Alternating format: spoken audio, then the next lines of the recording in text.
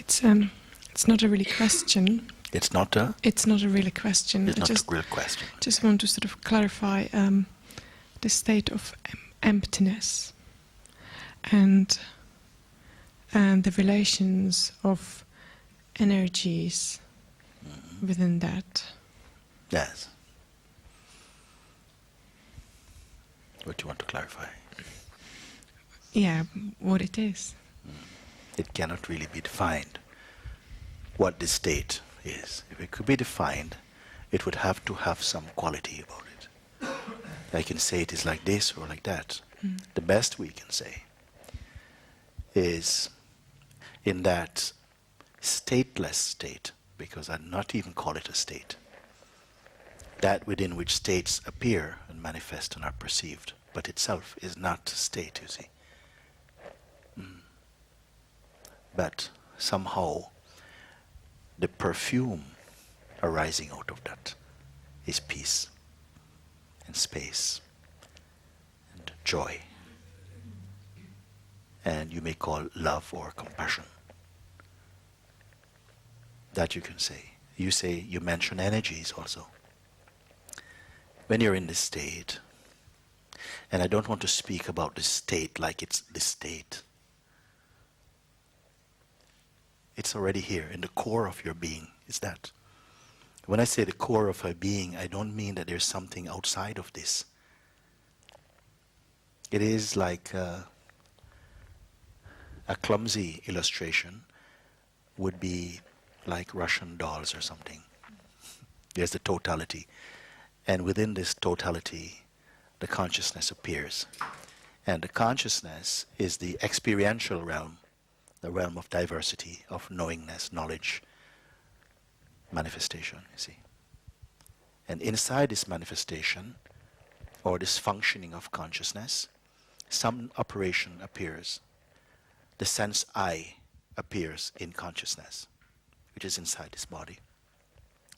And that I arises as the experiencer or the perceiver of experience, that which is capable of being experienced, and the very act or function of experiencing are all together. The play of one consciousness is doing it. And this is what is perhaps the paradox and seem to be difficult to understand. How can I be the witness of that in which I also appear to be a player and I'm being watched? You see, so yes, how is it possible, you see? Because very much I feel the sense that I exist in this body. And nothing until now has refuted that this body is not myself. I feel I am this body. And you are this body, and you are that body, and you are another body. So I, inside this body, can relate to you and others inside other bodies. And that seems to be the common ground, the basis of experiencing. We are separate individuals, you see. Like this. Why question it? Why question it, you see? Even we hear, but yes, but individuality is a part of universality, which is the totality of all individual beings in appearances. But it doesn't really satisfy the itch. It's like trying to scratch your itchy toes while you're wearing thick leather shoes. It doesn't get to the itch. We kind of feel, okay, but it doesn't really touch. Because stronger than that is the feeling that I am this person, you see. Even amongst those who have been practicing sometimes spirituality, meditation, all forms of spiritual disciplines, religions also, cannot shake off this idea that I am the body. I am this body, you see. Is there a problem with this? Also, the feeling I am the body also is present in the greater awareness. The feeling I am is inside this body. So I am the body is not so much the main challenge or problem. It is more the feeling that I am the doer. I am the one who chooses action. I am the one who lives and accomplishes and gets closer to and eventually attains enlightenment. I am that one, you see. So the question happens, Who are you? Where are you located? Who are you inside this body? If we could open you up mystically, where would we find you precisely? Are you something tangible, you see? Will we arrive at some shining peanut? Ah, this is where you are. Can it be found?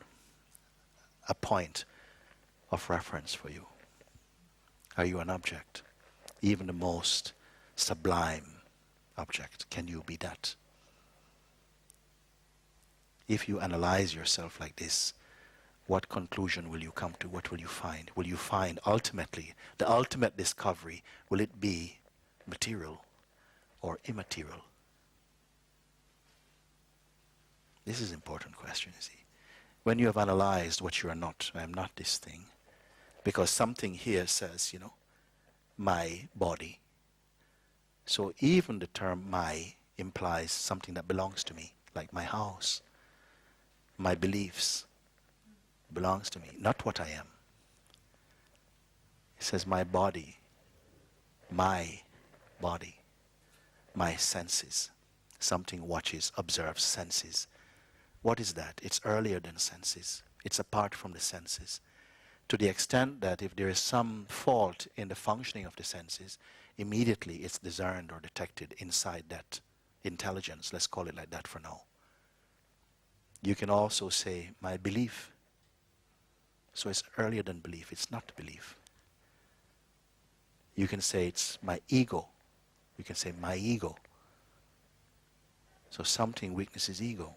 Like I said before, some people say, I have got a big ego. Some say, I've got only a small ego. And some say, I have no ego. You see? So also ego, it's not. Something looks upon this idea of ego. It's not it.